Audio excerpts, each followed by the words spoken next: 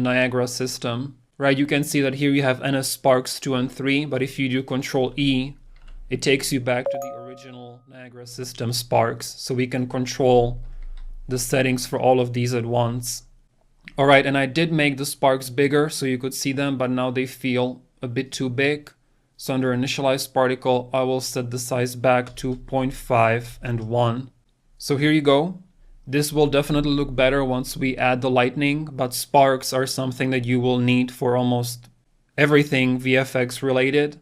But luckily, now that we've set them up once, we will just keep reusing these sparks in all of the following shots in the course. We covered a lot of different techniques and modules here. We learned how to change their brightness over time, their size over time. We used the shape location module. We learned how to use the light renderer to make them actually emit light. We worked on some collisions and friction. We randomized all the values, gravity, lifetime, size. So I hope that you're learning a lot, and I will see you in the next video for the electricity. Work on the lightning.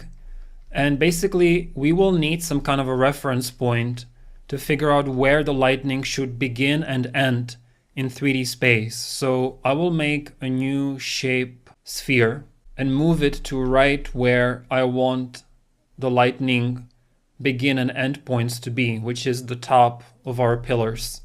So I'll just have one sphere right here, hold Alt, another one right here, and the third one. And so basically now our task is to connect these three spheres with lightning.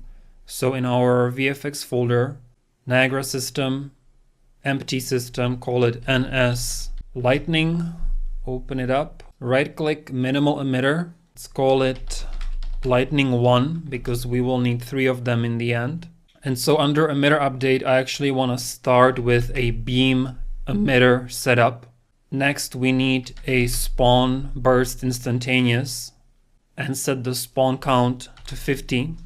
Under particle spawn, we need a spawn beam. Initialize particle sprite size uniform, set the size to 1.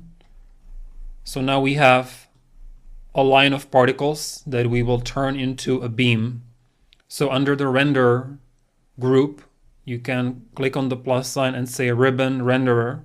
And then you can turn off the spread renderer, and we can control the thickness under particle spawn by adding a beam width module. Let's set the beam width to 5 for now. And if you want to make it longer, then under the beam emitter setup, we can just increase beam end on the z-axis to, let's say, 250. And so now by default, you have the default ribbon material applied, which gives you a gradient. So it starts opaque on the bottom here, and then it becomes transparent at the very end.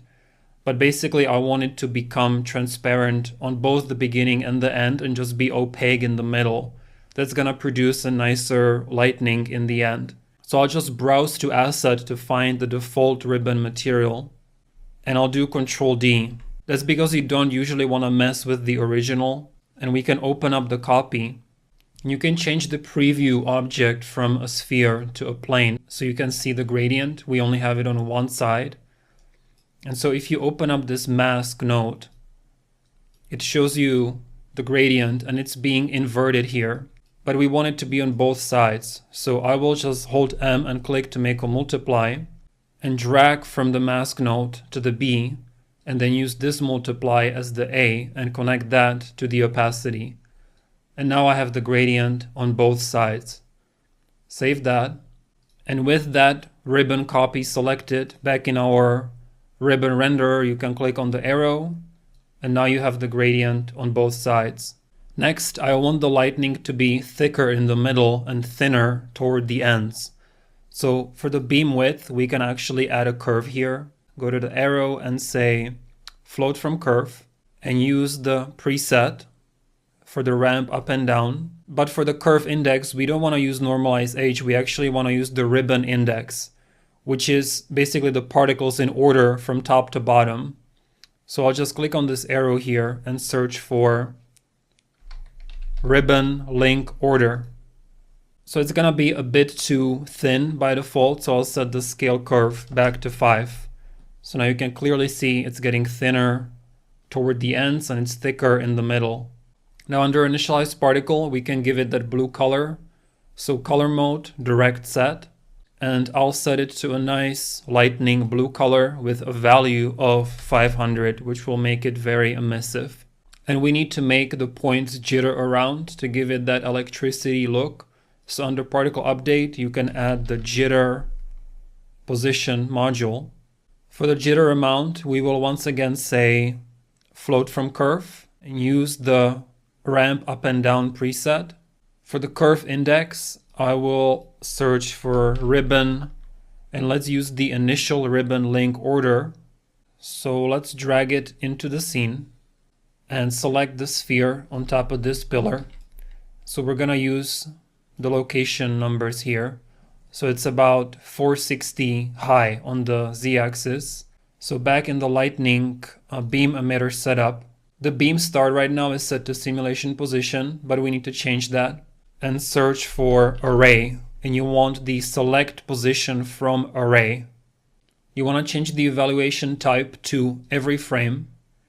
And then for the position data, we have 2 indexes. And so the starting position will be anywhere between these 2 positions. And so if you look at this, I want the Z position to be somewhere between 450 and let's say 500. So I'll set the Z here to 450 and 500. The X position is minus 266. So let's just do that for both of them. And the Y position is minus 474. Right, so it updated and you can hide this sphere. And so we now have the starting point of the lightning where we want it to be. And now we need to work on the end point, which will be this pillar over here. So let's enable the absolute beam end.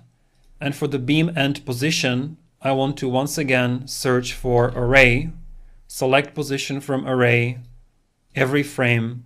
The Z will be the same, so 450 and 500. Now the X is minus 266 and the Y is positive 474. So it updated. We have the lightning connected between our 2 pillars, so I can hide the second sphere. So now we just need a bunch more of them to be spawning rapidly to give it that lightning look. So under initialize particle, I'll set the lifetime to 0.25. And for the emitter state, we need it to essentially keep looping very quickly. So I'll set the life cycle mode to self and loop duration to just 0.1. So they're spawning very quickly, and you can tell that they're getting a random location between that 450 and 500 on the z-axis on both pillars. Now we just need to increase the jitter amount because they're still too straight. So for the jitter position, let's set the scale curve to 6. So what we can do now is go to post, process volume, U and B, make it unbound, then search for bloom and enable the Gaussian bloom here. Increase the intensity and play with the threshold until you have the lightning having a nice glow around it. We can also search for contrast and increase that to 1.2. So make sure that you're happy with the lightning because we won't really be able to control all of them at once because we have to make a copy. I just think it could be a little bit thinner in the middle. So for the beam width, I will just lower the top point here, right? And this will just thin out the center of the lightning more. So I think that's a little bit nicer. And so now that I'm happy with it, you can go to File, make sure you save everything before you start making copies, and then just do Control-C and Control-V to get lightning. Let's rename it Lightning 2.